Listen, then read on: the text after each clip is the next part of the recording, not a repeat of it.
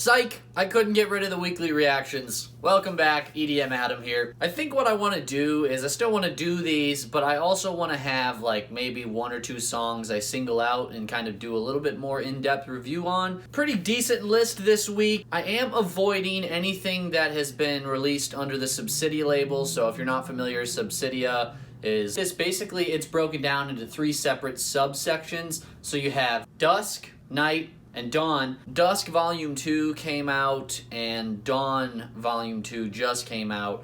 I need to do videos for each of those. I think I'm probably going to do what I did with Volume 1, the top 5 ranks. Let's see what 2021 has to offer. Ooh, I already like this. DEADMAU5 and Wolfgang Gardner.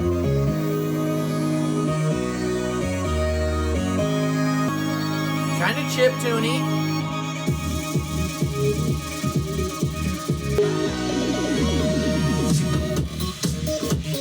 Okay, this feels a little bit like a bit of a throwback, like in terms of style. Yeah, it's got a lot more like of that electro house feel. I can't put my finger on exactly what song it reminds me of, but it has that DEADMAU5 signature feel to it, but at the same time it does sound and feel a bit different, if that makes sense. Probably not. That's gotta be an analog synth right there. That sounds too real.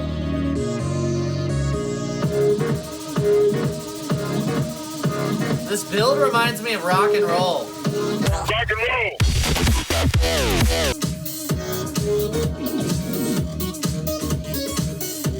Not my favorite DEADMAU5 track, definitely worth a listen. With a lot of his stuff usually being a bit more like dark and ominous at times, this one feels like a lot more lighthearted and playful. Back to the old school, whatever that means. My ears are already bleeding. Yo, what's the most unpleasant synth we can use? That 808 though. Alright, serious question. Where and when do you listen to this other than at a festival? Like, is it just me, or are you driving in your car or like doing laundry or whatever listening to this? Dylan Francis. Wow, this sounds very different from him. This is like very warm. I mean, technically it's Drove, and he's the secondary artist, but oh wow. Some more deep house. Like that. I'm surprised his style of like deep house has stayed relevant and relatively popular for so long, because it's been around and it hasn't really changed that much. Very encapsulating. Nice with the textures too. Yeah, you need headphones for this one. There's a lot of little extra ear tinglies. Impressive soundscaping. A lot of contrast between the bridge, the intro, and the drop. Alright, Dub Vision, Deeper. This is probably gonna be another deep house track. So first thought upon hearing that, I think of the David Guetta Morton New Rave collab. That they've been on that style. This kind of sounds a little bit reminiscent of that. Very kind of like big room trancey, especially with how staccato that lead is, or ARP, whatever you want to call it. It's very busy. It's clean though. Usually when you get like a really busy track, it kind of sounds muddy or certain elements get lost. Like you can hear everything. I'm just not super crazy about it. Galantis, Dandelion. Oh man. Anybody recognize that synth? That sounds very medicine-like. Wow, vocals got real loud. Very low energy for Galantis.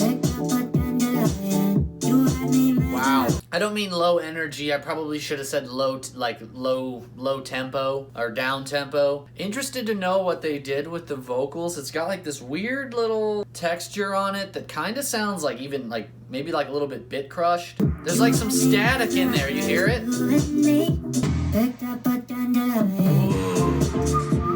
Interesting dynamic. Next up, I am breaking my remix rule again this week. I think we're just gonna not apply the remix rule this week because there's a couple. This is kind of, I think, REZZ's way of having a tribute towards I.O. Obviously, Violence being one of his biggest songs, if not his biggest.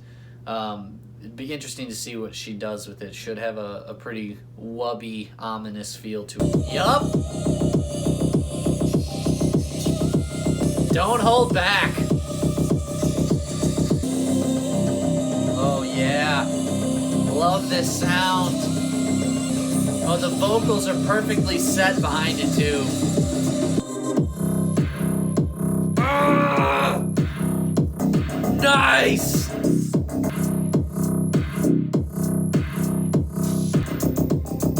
Oh!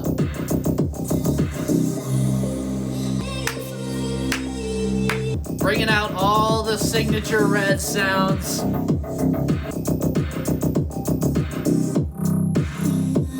I love how she kept the musicality that it had while just adding her signature, just mid-tempo, whatever you want to call it, vibes. Just really, really fits well. And then the space management with the vocals, it felt like they were really distant. I don't know if it's, you know, the delays and the reverbs, but that was really clean. Garrett would definitely be proud of that.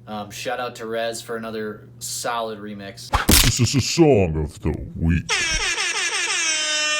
I was on the fence on whether or not to do this one. Like I said, I don't hate remixes, but just the idea of it being like a whole new music Friday, like fresh reaction, like anything that's a remix, typically we've heard, but obviously as you can see this week, we're not following that. And we haven't heard much from Jai Wolf recently. 2020 was pretty quiet for him, so let's see how this goes.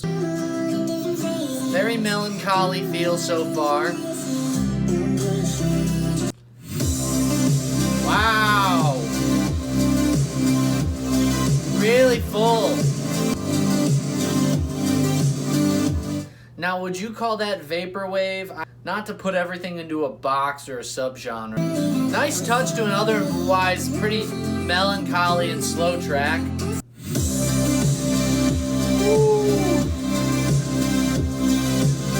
Yeah, the emotion that drives through is really, really something. Now, this is a case where I think you can tell the progression of skill, because this might be an unpopular opinion, unpopular take, but I think a lot of Jai Wolf stuff, other than Indian Summer, because obviously that's an instant classic and had a really full sound, but I think a lot of his past stuff, in my opinion, always sounded a bit thin to me. But this one has proven that wrong. Whether that's, you know, a progression or just a change in style. I mean, a lot of that could have been intentional.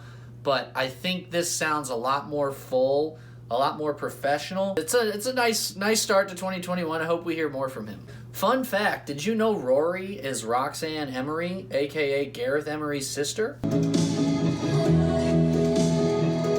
Very slow build.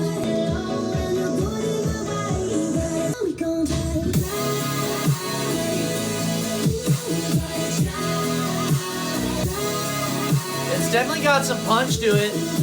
Melodically, it's a little familiar, you know, just the general style. I don't know, I'm in this weird place with a lot of this melodic bass lately where, like, I don't not like it. Like, it's pleasant to listen to, but it is getting a bit repetitive and it worries me. Then you always have somebody like Enzo that comes along and just changes the game. But so far it's okay. It's not great. I mean, it definitely is, you know, very emotional and draws you in. But like I said, as far as sounding original, not so much. Okay.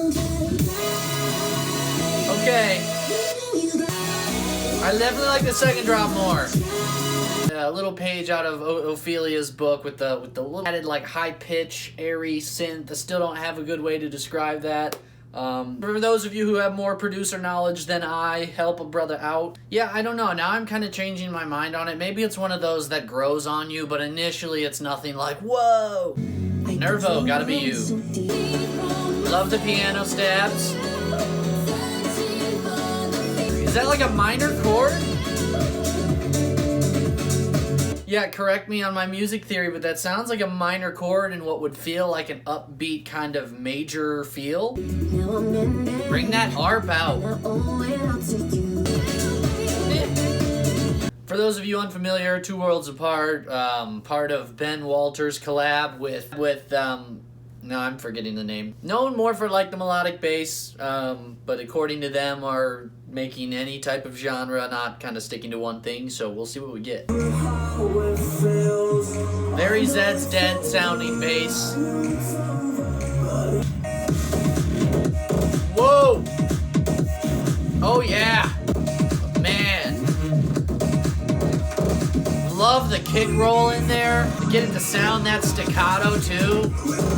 Vocals are a little distracting during the drop. I don't know if that's just how loud they are or whether or not it totally fits, but really solid sound. Yeah, that's going to be a close one for Song of the Week. That's tough between the REZZ remix, but yeah, I think I had to give it to the REZZ remix, but that's really good. That's definitely an honorable mention of the week. All right, I'm breaking my remix rule because I saw this and I was kind of perplexed. This is one of those songs that, like, I personally don't have saved, but I know. So I'm interested to see what this remix is. Okay. What, man, Deep House is the theme this week, I guess. Not really reimagined, it just kind of adds like a modern touch and the, you know, just adds that plucky bass line. So far, so similar. Yeah, so this one's got a little bit more punch to it, like I said, a little bit more modern sound. I'd have to listen to the original side by side and kind of compare, but from my memory, the original doesn't have as much punch. I don't really get why this seems kind of random, especially like 2021 remix. Like, I know 2020 was an anomaly year, but why 2021 for a song that came out in 2009, I believe? Alright, the man who is apparently number 5 on the DJ Mag Top 100. Here we go, Brazil. Let's hear what we have. Vocals are a little zoo-esque.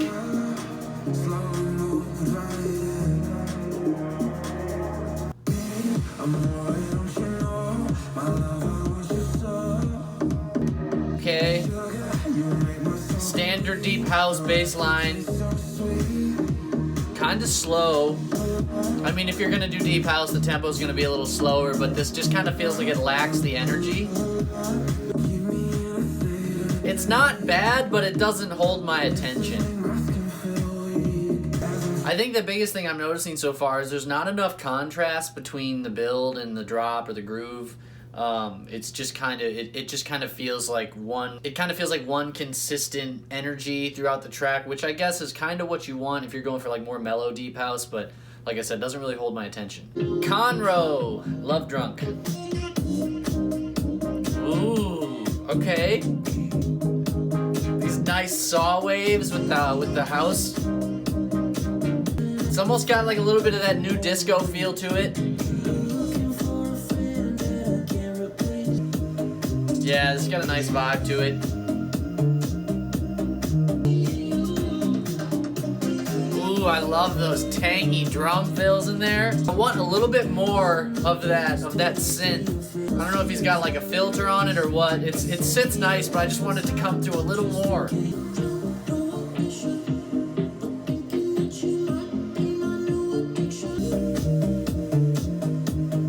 This is elegant. Alright, thanks so much for watching, you guys. Leave a comment, please. Let me know what you guys thought. Like, subscribe as well. You know the deal. And I will see you guys soon.